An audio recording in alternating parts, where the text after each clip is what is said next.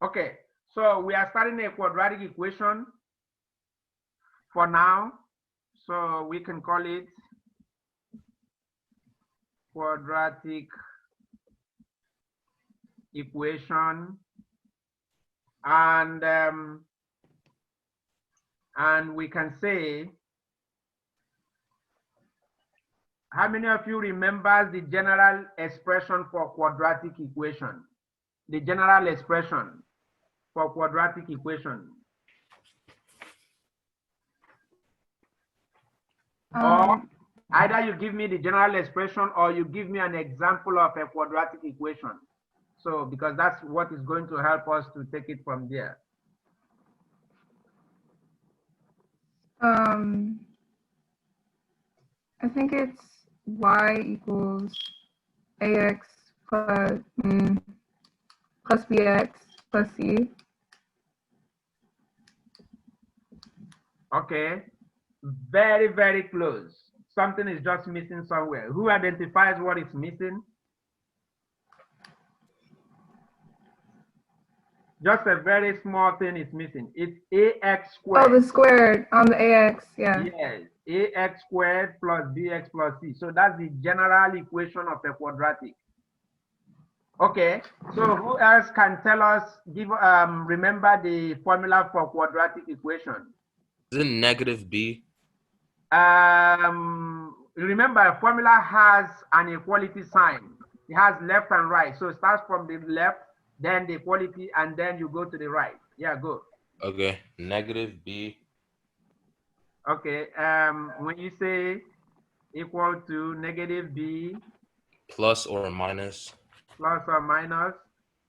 the square root of yeah, go ahead, b squared minus 4ac minus, divided by 2a. thank you, divided by 2a. So you just gave us the right side. So what should be on the left side of this equation? X. Exactly, thank you. X is on the left side. So this is the formula. So when you're talking about quadratic equation, these two things I just wrote there, you have to remember. The first one is used in getting the second one. Once you apply what is called completing of square on the first one, you are going to get the second one. So now let's look at the first one, and then let's give a typical example of an equation that is quadratic. So I need an example now. So we are an equation that looks like the first one. 3x squared. Okay, you have 3x squared plus 4x plus 4x plus 9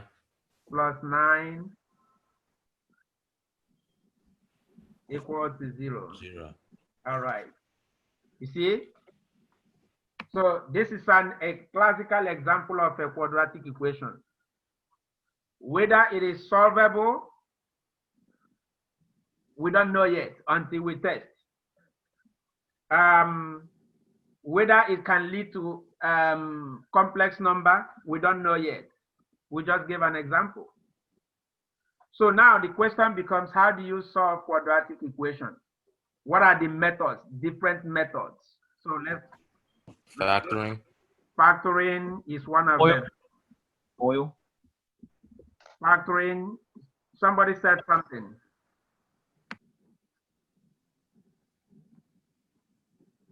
How about what we already wrote? Formula.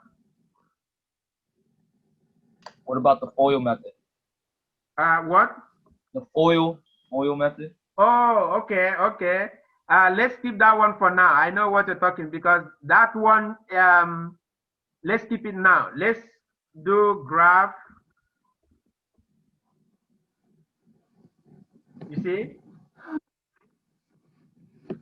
So right now, let us use the formula. We don't have our graph paper now, so let's use the formula. We don't know if this is factorable, but we can check. We can check. But right now, the easiest one that we can do is to use this expression that we have and plug it in into the formula. Let's do that one first. Okay, shall we go on? Yes. All right, so now the formula is already written, so let's just plug it in. We don't have a lot of space on this, our virtual board. So in this case, what is A? Look at this question now. What is A? 3. Exactly, so A is 3. And how about B? 4. 4. So all we need to do would just be to write X equal to B is 4. Negative 4 plus or minus square root of 4 squared minus what? 4. What is A again? 3. 3. That's multiplied by 3. Multiplied by, how about C? What is C? 9. 9. Thank you. And then we divide everything by 2 multiplied by 3. 8 is 3. Thank you. All right. Okay, so let's see what that will give us. So this is still going to be X equal to negative 4 plus or minus square root of 4 squared is what? 16. 16 minus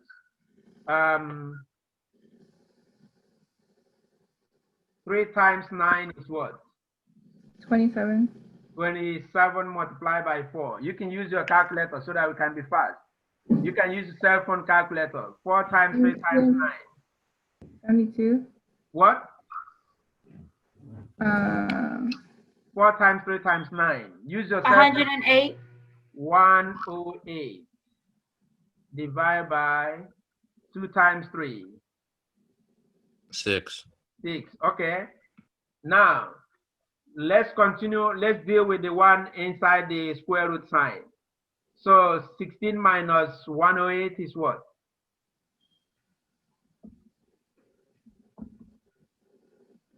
Negative 92. Negative 92. Negative 92 divided by 6. You see? Now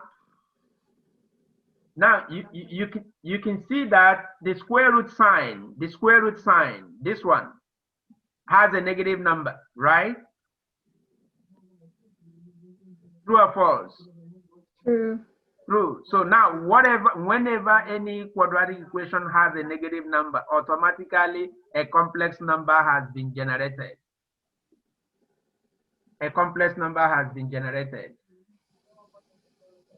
So now let me expand this a little bit. So this negative minus 92 is the same thing as saying square root of 92 multiplied by square root of negative 1. So what's the square root of 92? Use your calculator. It should be 9 point something.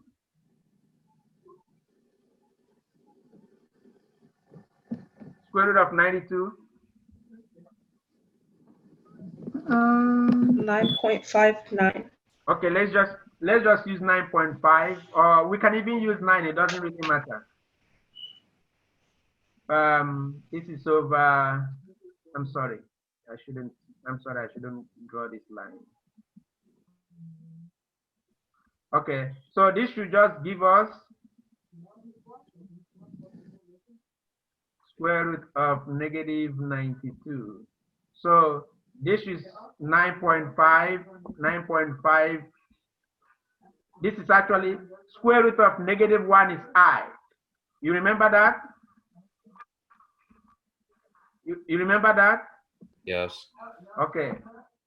So let me go to another screen, and we should have, on another screen, we should have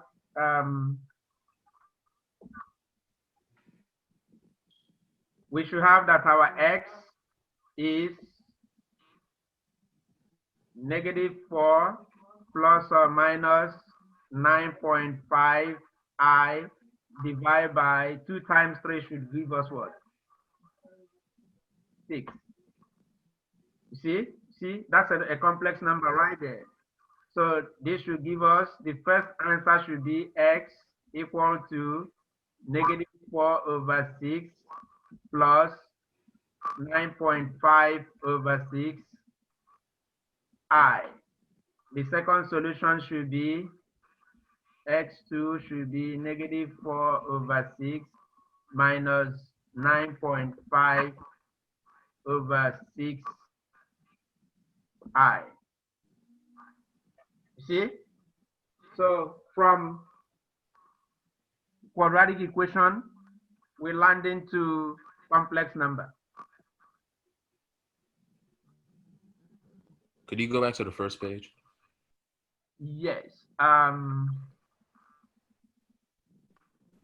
The first page should be this. You got 2 minutes. Make sure you write down this stuff. Now that we are into quadratic equation, we have about 7 more minutes. Let's use that 7 more minutes to do factoring. So that means we are going to write another quadratic equation, the one that you can actually factor. Can I go on? Yes. All right. So I'm going to go back to a blank, to go back here, and then I will draw a line and write a quadratic equation, and then let's see if we can use factoring to solve it. So I can write something like x squared plus 6x plus 9 equal to 0.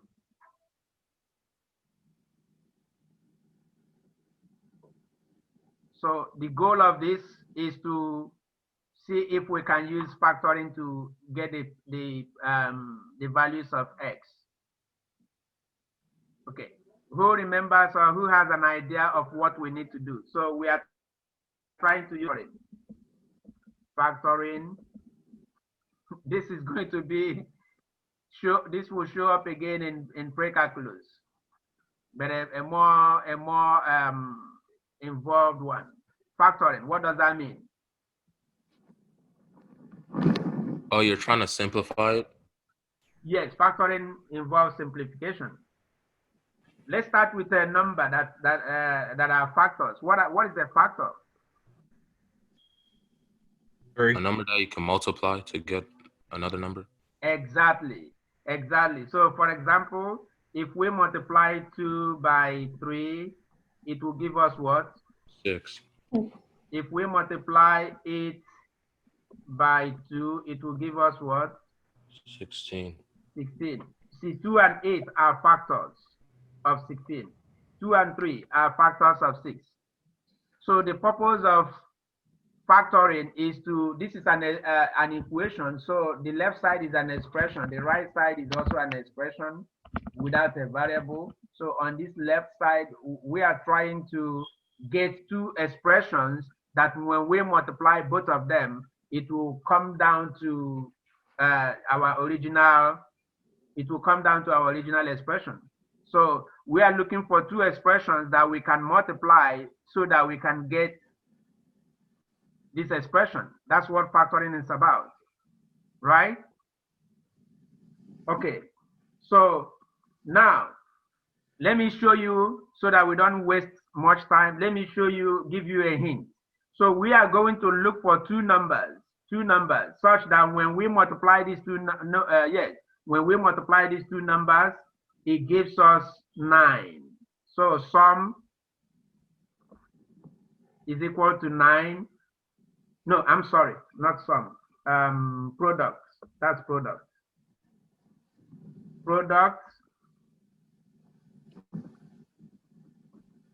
Product is equal to 9, and sum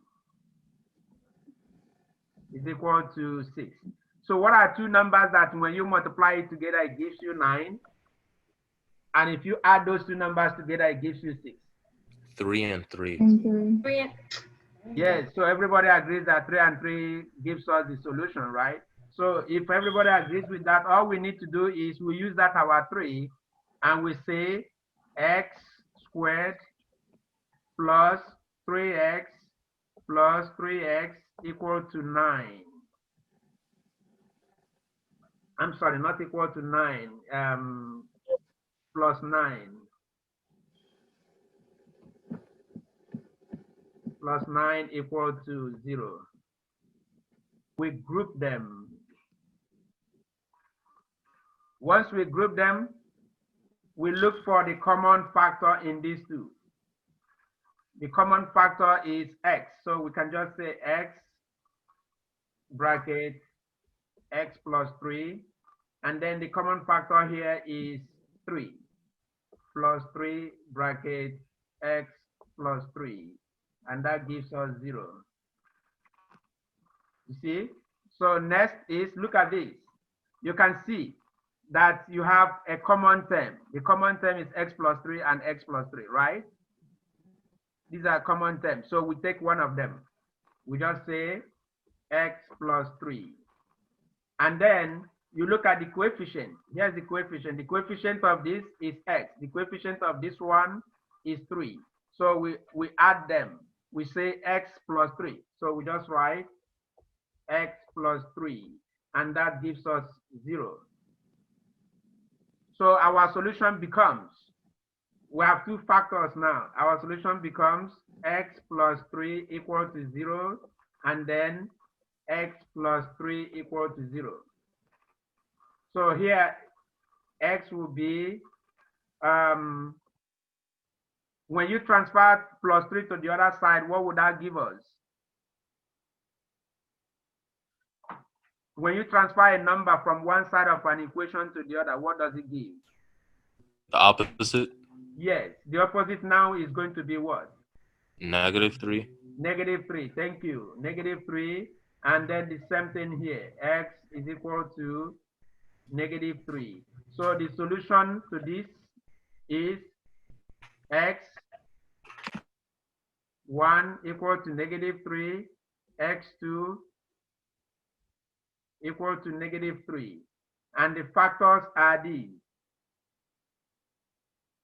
If you expand this, it is going to give you back the original equation. Does that make sense? Yes. Yes, sir. All right. Yes. Question.